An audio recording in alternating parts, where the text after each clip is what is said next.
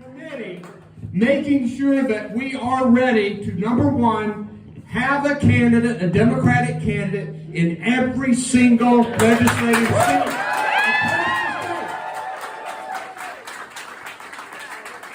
And I'm paying the filing fees. In 2018, we did that. And we broke that supermajority in the legislature. And over the last 4 years, we've stopped a lot of bad things, and we have forged good things, like clean energy legislation to get us to carbon zero by 2050, like Medicaid expansion to ensure 600,000 more North Carolinians, like strong jobs. Thank you all so much. I'd love to be able to give the microphone over to my vice chairs up here with me to say a few words. This chair's reception is honoring every single one of us up here, folks that have given a part of themselves to the party this year. It is not easy to do these roles and to be in these positions, but I just want to say thank you to all of them who are giving a part of themselves to this party, because that is what all of this is. So, Jonah Garson, our first vice, everybody. Y'all sleepy? No! Y'all sleepy? No! I'm not sleepy either. Y'all, I'm Jonah Garson. I'm your first vice chair. This is your Democratic Party, all right? Now, I'm going to keep it very, very brief. This is a packed room. It's a hot room, and I know folks want to get more food and drink.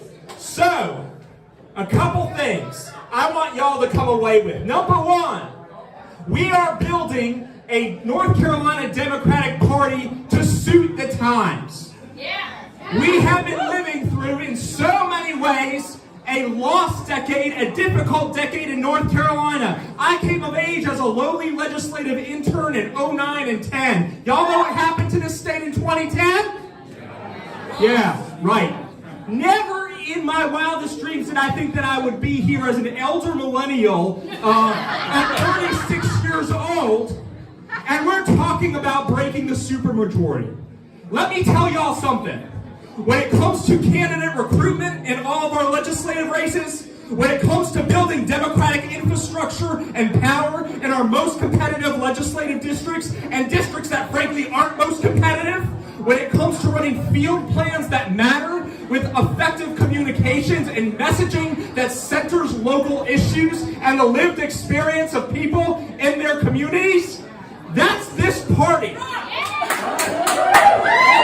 Hi everybody, so I'm Kimberly, I'm y'all's second vice chair, and I am extremely excited to be with this team, and I just got to meet the governor for the first time, so that was awesome. I'm so excited about this opportunity that we have, and that's exactly what it is. We got a call from a journalist from the New York Times the other day who was trying so hard to get each of us individually to talk about the despair and the frustration about she who shall not be named. And when we were already fighting an uphill battle before she defected, and so all we are now is fired up to fight even harder.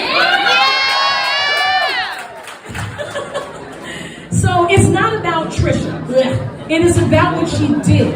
It is a betrayal of the highest order, but it has far-reaching consequences for the lived experiences of people in this state. Nobody mean-girled her. Nobody bullied her. That is not our ministry as Democrats. What happened was she decided to go with what was best for her and to turn her back on everybody else. But we were going to already fight this fight anyway. We don't have any One of my specialties is being last, by the way, because I'm third vice chair. But I don't know how I will be able to amount to the people that went before me.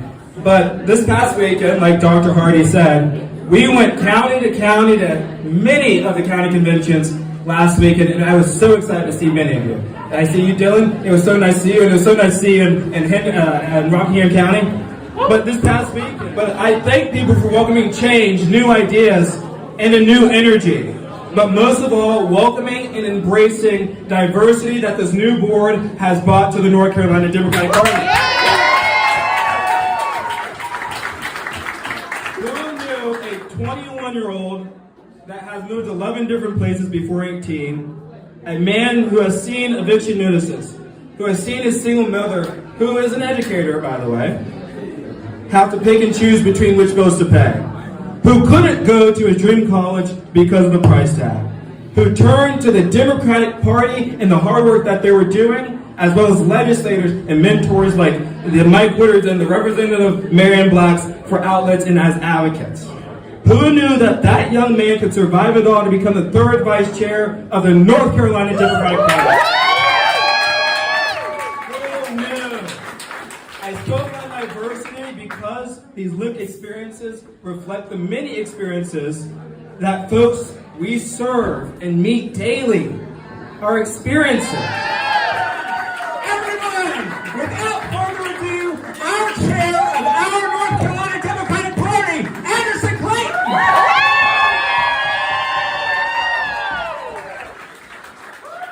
I know I got some antsy ones in the back there, but thank y'all for holding on with us throughout this. It's amazing to see this many people in Goodwin House, honestly. I can't think of the last time that there were this many people, quite frankly, in Goodwin House. And what Dr. Hardy said earlier about this house is your house, it is the people's house, and we're going to have so many more events here because we know that we need to organize everywhere. We need to galvanize people, bring folks back to the fold that have been out there and have been wondering where the Democratic Party is for a while. Rural North Carolina, I'm looking at you. I'm coming to you this year. And I'm so excited about it. It is an honor to be the state party chair here in North Carolina.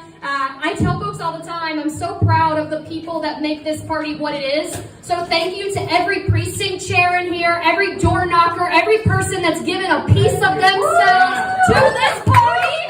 Yeah? I'm going to ask you to give a little bit more this year. Because I'm telling y'all what they said. Us being in a super minority, we knew our reality before last week, and it hasn't changed. Democrats have got to dig our heels in. We've got to find our fight again, and we're going to do that everywhere across this state. And Jonah and I, and Kim and I, and Elijah and I are dead set on making sure that every county feels the love and the passion and the energy that we are going to bring this year. You can't organize who you don't love, y'all, and we love North Carolina.